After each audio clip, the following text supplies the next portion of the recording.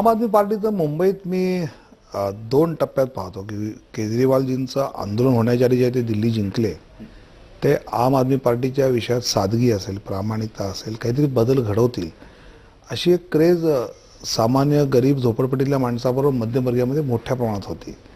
पण जो एक अनार्किस्टचा मुद्दा आला आणि जे काही आंदोलन झालं आणि प्रत्यक्ष एखाद्या विदेशी महिलेच्या घरात जाऊन धाड घालणं वगैरे त्यांच्या मंत्र्यांनी केलं, त्यानंतर मध्यमवर्गीय माणसाला तर त्याविषयीचं एक आकर्षण पूर्णपणे संपलं.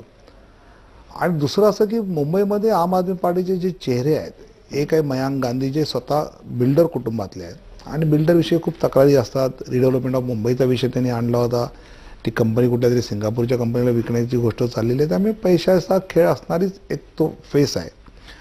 आणि दुसरं दमानिया मॅडम आहेत की ज्या शेअर मार्केटमध्ये, शेअर ब्रोकिंगमध्ये आहेत, त्यांचे पती आहेत, ते आहेत जे केजरीवालनी एनजीओच्या माध्यमातून सामान्य माणसामध्ये फिरले होते दिल्लीत. आणि म्हणणं आहे की त्यांना चेहरा नाही मुंबईत, अजिबात चेहरा नाही. आणि हा चेहरा एक बिल्डर आणि एक शेअर ब्रोकर हा चेहरा होऊ शकत नाही.